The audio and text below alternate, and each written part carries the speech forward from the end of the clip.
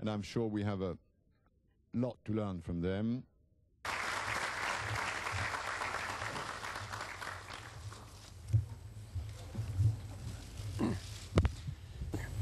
Trade has long had tremendous potential as an engine of sustained economic growth and development.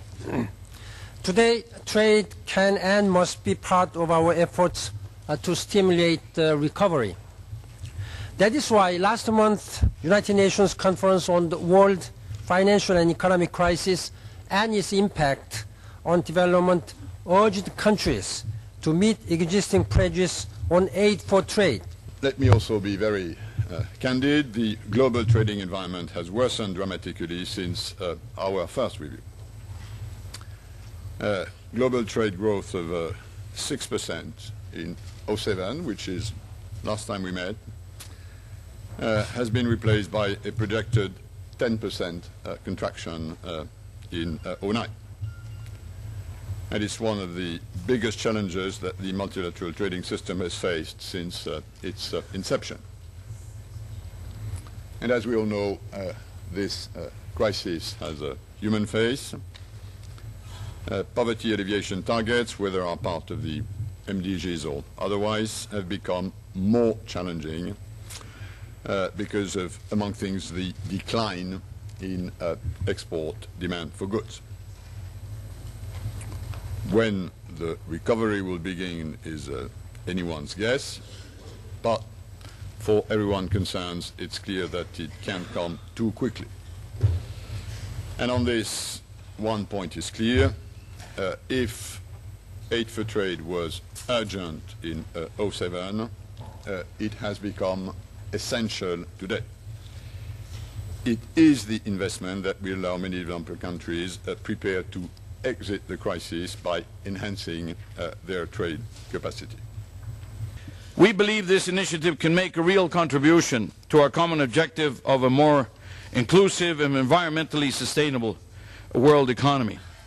The OECD will continue to work closely with the WTO to monitor aid for trade. We will collect and synthesize good practices that will help us focus aid for trade on delivering results.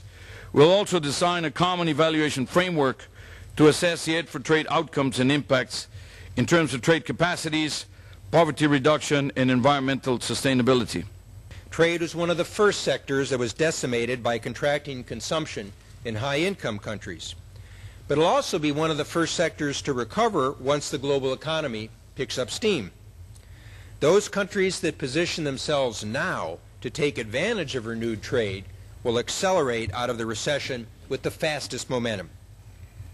And all of this means that your efforts at promoting aid for trade and in keeping markets open during the current global crisis have assumed a new urgency. Our shared efforts to boost aid for trade to help workers, farmers, and consumers engaged in trade will pay dividends in expanded opportunities, lower poverty, and higher growth. Doubling the access limits means more financing, more possibility for the institution to provide resources to our membership. The second thing was to find the resources for that, and we have secured the tripling of our lending capacity.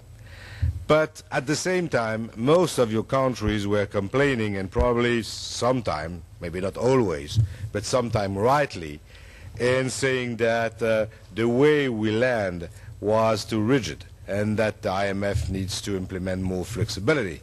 So that, I think, has been done, and the capacity we have today to take into account much more than in the past real political, historical situation of the countries, not only the macroeconomic figures, which of course are the core of our business, but also the environment of this macroeconomic situation is, I think, much more developed than it was in the past. I see two challenges where concerted action is needed, especially from donors. First, a robust rate of real growth in aid for trade needs to be sustained and to be truly additional without detracting from aid for social and other sectors and purposes. ODA pledges already made, including those at G8 summits, must be met, if not augmented, to support low-income countries through this current crisis. And the G8 does have the opportunity later this week to resolve to follow through on its Gleneagles commitments of 2005 and to commit the Gleneagles scenarios to funding for them for scaled-up ODA to African countries. Secondly, aid for trade to low-income countries is growing faster than that to other groups of countries, but there's still more scope to target resources so that the poorest countries do receive the most aid for trade, and so that the current concentration of that assistance in only a few countries is reduced. I am persuaded that the best way to build the capacity of these institutions is not to bypass them.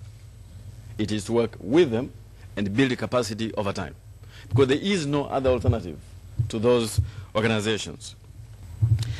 I've been asked several times, as you know, there was an African delegation at the G20 in London, but what did you bring back? My answer is, we brought back a lot of success. The IMF was given a lot of resources, and I want to thank Mr. Strauss-Kahn for the flexibilities he has indeed shown recently in response to many countries who have difficulties. I also want to thank many donors here who have allowed us to increase our level of budget support operations as the fund increases the balance of payment support. But it is clear, it is very clear, the next G20 must look again closely at the issues of low-income countries. They will not go away. They will not go away. And I think we need to implement what was decided in London, but at the same time look again at what low-income countries are doing to build up their potential and their capacity for resistance. At the region's development bank, ADB is a natural catalyst agent for helping mobilize and channeling aid for trade effectively. This can be done initially in three ways. First, through increased lending for trade-related infrastructure at regional, sub-regional, and national levels. Second, by helping to coordinate the many participants in Aid for Trade as Secretariat for the newly created Regional Technical Group co-chaired by Cambodia and Japan. And third, by sharing cross-border experience and technical expertise on Aid for Trade activities through policy dialogue and studies. Our region has been better prepared, as has been recognized by many, to face this crisis by the combination of larger amounts of reserves, sound macroeconomic policies, and a solid macroeconomic framework. However, the continuing contraction of exports, the widening of fiscal gaps, and the increasing difficulties in the access to finance are all contributing factors to the economic difficulties of our region. While initiatives such as Aid for Trade are critical, I also believe that the protection of the multilateral trading system is almost as important as just as paramount. Our countries need to be global players and integrate globally to expand trade and create prosperity. As we all know, the conclusion of the Doha round is imperative for our region and certainly for the future of the world trading system as a whole, now more than ever. Others have already noted the importance of trade finance. I strongly welcome Director General Lamy's commitment to this issue and his efforts to systematically monitor and mobilize trade finance. Trade finance has become extremely scarce and, where it is available, more expensive. This is both because of global liquidity shortages and a general reassessment of counterparty risk concerning trade finance under the Bail II requirements. In turn, this may have further exacerbated the contraction of trade. Drawing on its close working relationships with local financial institutions, the EBRD has developed a trade financing program that promotes trade by overcoming trade credit counterparty risks between banks? I would like to reiterate the overriding importance of IDB Group attaches to trade promotion, and at the same time express our readiness to cooperate with other international financial institutions and partners on aid for trade with the objective of scaling up trade-related infrastructure financing and capacity development in common member countries.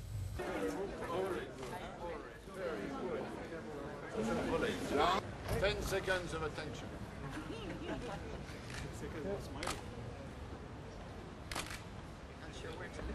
Well, look to the sun.